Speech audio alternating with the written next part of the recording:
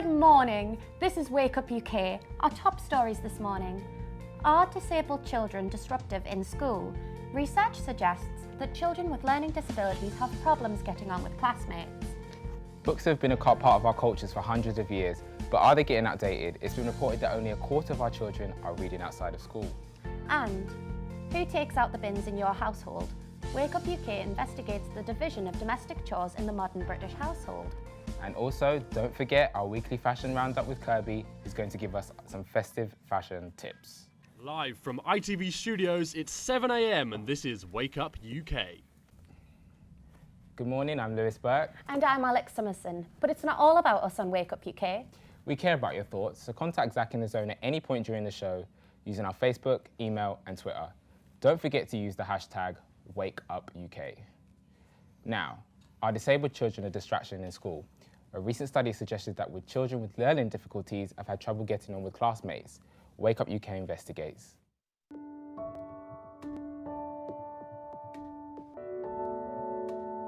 On the 6th of October, the BBC published an article stating that disabled children's behaviour deteriorates at school. The research was conducted by the Institute of Education and looked at 6,371 children in England with long-standing limited illnesses and special education needs. Our team decided to investigate the matter further, so we went to a specialised school in Canterbury, Kent, to hear their views and opinions on disabled children in the classroom. I mean, I think the research is right that when children start school, that's going to be one point when their behaviour is going to be difficult because it's such a new world that they're going into. Again, when children go undergo maybe significant changes, like from primary to secondary schooling or something like that, there might again be some their anxieties about not being able to understand what's happening, not being able to communicate effectively, might come out in some challenging behaviour. Because essentially, the way we'd see it is that difficult behaviour or challenging behaviour is just failed communication. We can think about and then talk about what the issues that we're finding difficult. These children, young people can't, or find it really difficult, so they act it out for you. I think in the secondary department, when children hit puberty, there's often some issues. If there's already underlying problems, hormones can play a part as well. Consequently, you might get some frustration and anxiety that comes out in difficult behaviour. We'd love to hear what you think at home. Do you believe that disabled children's behaviour deteriorates at school? Perhaps you have a disabled child in a mainstream school. Contact us on our Facebook page, Twitter, or leave comments on our website.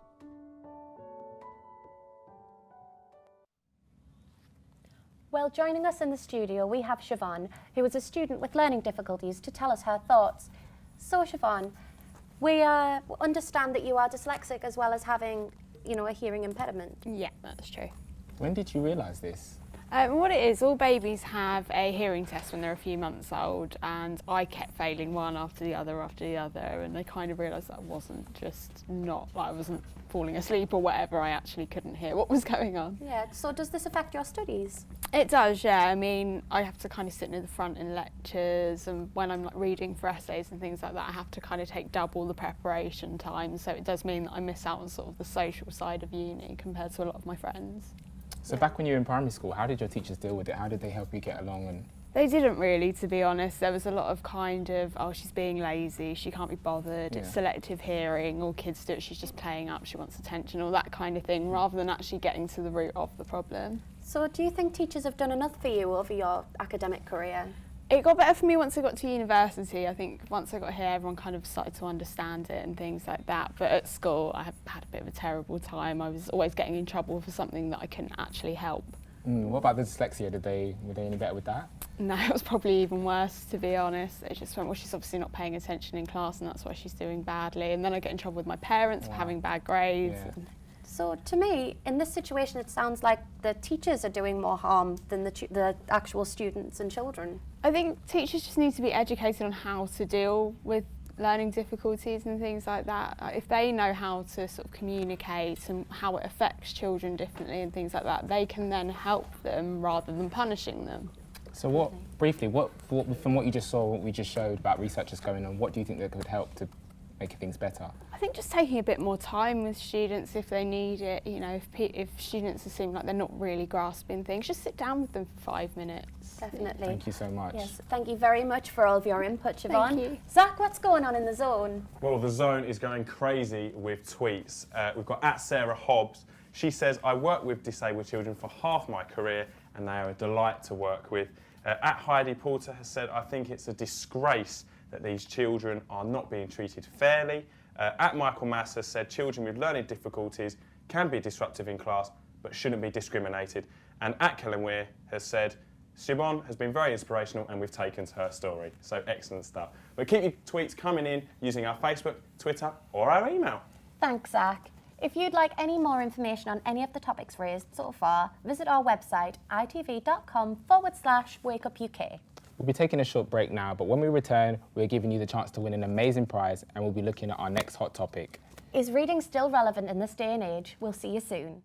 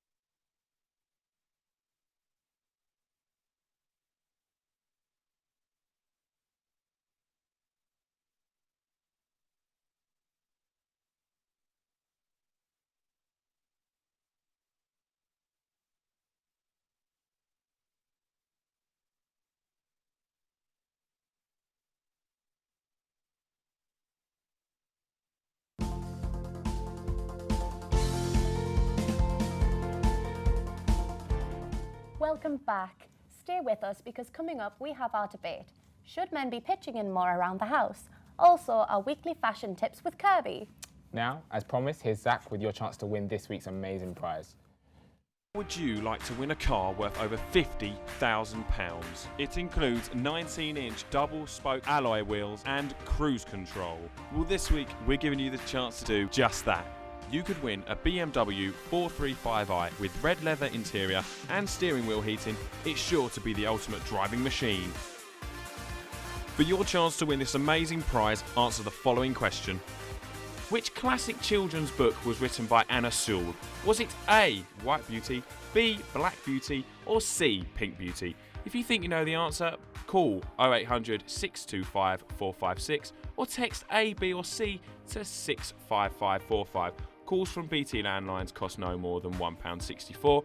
Other networks may be higher and mobiles considerably more. Texts cost £1.50 and one standard network rate message. You can also enter for free by visiting itv.com/wakeupuk. Entrance must be 18 or over and please ask the bill payer's permission before calling. Entrance made after 5 p.m. on Sunday the 14th of December will not be counted but still may be charged. Good luck! Now, do you feel your child is reading enough? Do you think they even need to be reading? Researchers have found that children are much more interested in technology than traditional bedtime story. Take a look. Books have always been a crucial part of our culture for hundreds of years. While the form and content have always varied, the book's sole purpose has been to serve as an instrument of communication. But with 7 in 10 people in the UK now owning a smartphone and a further 63% of us now owning a tablet, it appears as a nation we are communicating in a whole new way. The book is also synonymous with the education of our nation's children. But for how much longer will this be the case? And if so, what effects might it have on generations to come? In a world where the written word competes with so many other calls for our attention, are the days of the humble book numbered, or will it fight off the digital revolution? We spoke to teenage reader Lily, children's bookseller Rachel, and reader in education, Dr. Kathy Gooch. Reading is special to me because it's interesting and it improves my imagination. I grew up with it and it's the best feeling to be able to escape into a book. Children learn to empathise, to be in the company of somebody that can be trusted and in a warm and safe relational space. Despite some of the obvious benefits of reading, a recent National Literacy Trust study has suggested that only a quarter of 8 to 16-year-olds are reading outside of school. It's because we're not supporting children at the moment in school in really developing a sustainable relationship with print text. Children are reading less because there's more films based on the books. So if the relationship between children and books isn't a sustainable one, what are children reading and why? I think children are into the series, often film tie-ins, the big series that they can get really stuck into. Things like Peppa Pig books for younger children. My favourite books are probably To Kill a Mockingbird or Harry Potter, because Harry Potter was the first book I ever read. Despite this, in 2012, ebook sales surpassed traditional book sales. For every 100 printed books sold, 114 ebooks were downloaded. Normal books are have a better feel to them, but ebooks are more convenient because you can have more books on them without all the clutter. I think books are holding their own. From what I've heard, it sounds like Kindle sales are levelling out again. Interestingly, some people say that they'll only buy hardbacks now because they want a book that will actually look nice, something a bit more special as opposed to what they could just get on an e-reader. I really don't think that reading with a child, with a text, and that kind of triangular arrangement, so an adult, a child and a book together, can be replicated with digital texts in quite the same way because of the physical nature of engaging with story through text. So the idea of prediction, of page turning, of starting at the beginning of a tale and moving towards the end. All of that is part of a reading event, a literacy event, that in my view, it's difficult to replicate with anything other than a physical print text. That's not to say that there isn't a place in children's lives for screen text and other kinds of text, but my feeling is that print text should be central to children's lives from birth onwards. So Alex, did you read as a child? I did. It was my favourite pastime. I would, snuggle up in bed with my mum and we would read Roald Dahl. We would read C.S. Lewis's The Chronicles of Narnia. It was just so much fun. It was a great bonding experience. It's something that I want to take in turn and do with my own children. Yeah, there's not going to be much chance of that with all these iPads and Kindles about. It's just not going to happen. Zach, did you read as a child? No, I was never read to as a child, unfortunately. Oh, Zach, do you want me to read to you? It's okay, I've got enough tweets to be getting on with before we come to stories. We've got at Robbie Barton 91. He said, I always prefer reading my son a bedtime story, but Kindles are very interactive. At Rosie Evelyn with an underscore has said, my children love going to the library. It beats Kindle any day. Hashtag colourful books. Hashtag animal chairs. The best ones to sit on were the hippo chairs. They were very comfortable. And at Emma Laws has said, I can buy my children a bookshelf of stories on my iPad for half the price of a paperback. As ever, thank you so much for your comments and keep them coming in.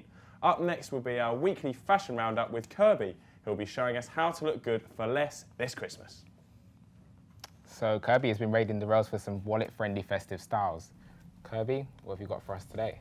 Well, it's a really costly time of the year, so we don't want to be spending our last pennies on our party wear when we should be buying gifts for our families and friends. So I've come up with some great outfits for the men this week to make sure they look good this Christmas. So here's Darren wearing a shirt from Primark. This is only £7. There's some great detail in this shirt, but it's really discreet. So if you take a closer look, you can see the little Christmas puddings, which I think is a really lovely touch. It's Yeah, that is not a too nice in your touch. face. Yeah, that I one. would never have noticed if you hadn't have said. Exactly, but it still gives a great festive vibe, perfect for family gatherings and Christmas work do's, things like that. Nice little understatement. Yeah, exactly. So we've combined it with some light wash jeans, which are very smart casual, and these were only £20 in the sale from Topman. Oh, that's I love skinny fit jeans, kind of finishes the look as well. Exactly, they work really great for Darren, but if you're a different shape or size, you could try a different fit, such as straight or boot cut jeans, whichever suits the person more. So you can really customise this look for a more personal touch. Oh, definitely. And the colours just go so well with his dark hair. So, but Kirby, really, that shirt and those jeans, only £27? Yep, absolutely. There's some really, really great deals on this winter, so everyone's going to be able to afford to look great this winter. Oh, yeah. Oh, I'm taking Christmas shopping this year. Oh, definitely. We'll have I'll to be a get you personal shopper. Definitely. Kit him out. Yeah. So, Kirby, what can you tell us about that blazer? Oh, but it's a really stylish blazer. It's only £10 from Burton, which is an absolute bargain. Oh. Because you can wear it all year round. It's not just a Christmas one. Yeah, I was going to It's say, really great. you can wear that any time in the time. It's an absolute steal for that price. Definitely, definitely. Just a really great outfit in general, I think. Oh, definitely. And what else has he got with him? I see another item. Yep, well, first of all, these pockets, this blazer, I'll just show you these pockets because practicality is a must, so I need to show you those. So you can, you know, go out, wallet in this pocket and that pocket. Okay. But yeah, no, scarf, Yes. deep maroon colour. I thought I'd love throw that colour. pop a collar in there, Yeah. that colour. Oh, it's lovely. Yep. Brings the How whole outfit much? together, I think. How much is that? Oh, £5, only from Primark. Love it. Primark again, that's where we're going, We're definitely going there this year. Unfortunately, that's all we have time for today. Next week on our Fashion Roundup, we will be taking a look into women's wear and checking out some more festive fashions. Thanks, Kerb. So now we've seen Kirby's Christmas jumpers, we want to see your Christmas jumpers. Send in your Christmas jumper selfies. This can be a selfie of you, it can be a selfie of your granddad, or even your mum cooking the Christmas dinner in her tinsel earrings. Well, that leads us on to our next topic. Who's cooking the Christmas dinner in your home? Or is it a group effort? We went snooping into the average British household to find out who's doing the dishes. With women occupying the home and men out to work, there were no arguments about who done the dishes. But with centuries passing and women wanting more freedom to be the breadwinners of the house, the question has arose, should women do all the chores or should men pitch in more? Steve, the stay-home father, and Ashley, the working mother, explain to us their chore habits and if their household routine is equal. I have two jobs. I work as a cafe assistant in a cafe in a garden centre and as a supervisor in a nightclub. I do all the washing. He doesn't do any of the washing. I don't think he even knows how to use the washing machine. I know how to use it. It's just too. It's a woman's job to do the washing. He probably wouldn't do it right. I feel like it's equal now. It's always been equal. Not always. No more. It's definitely equal now, yeah. Or say he does a little bit more than me. Yeah, I will admit that. Definitely. Would you rather swap roles? Would you rather stay at home and Steve, would you rather go to work? I would rather go to work. Yeah, I would. What about you? I like it how it is at the moment. Obviously. Contributing to the chores definitely gives me more time in the bedroom.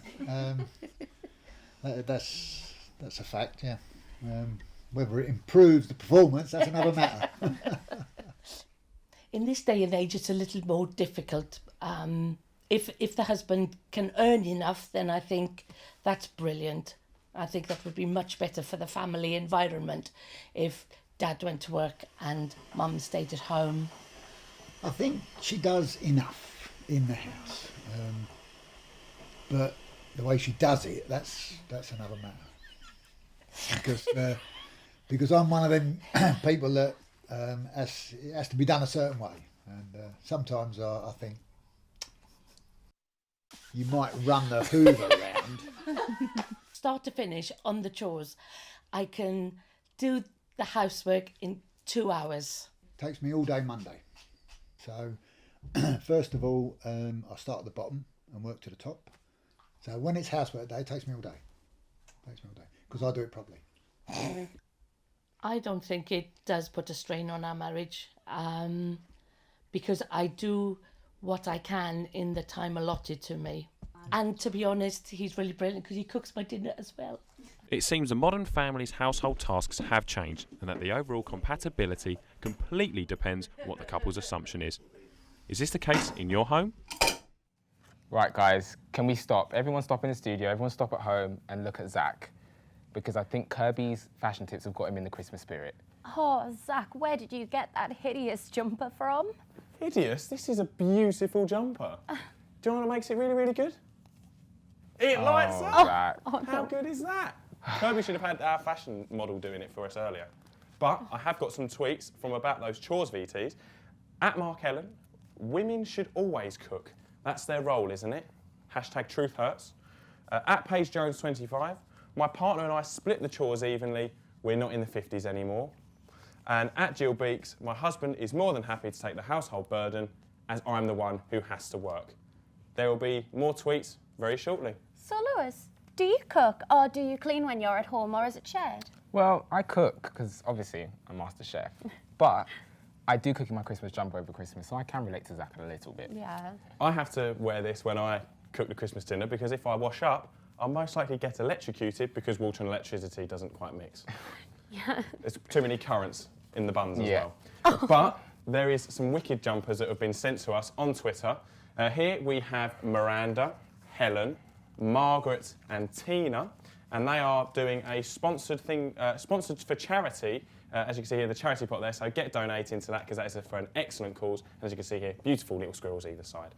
We've been sent one here from Anna. She's at work, and she's got one with a little snowman, and it's got a little carrot that sticks out just like this, and it makes a little noise like the Christmas cracker, which is excellent stuff. And this is little Hillary.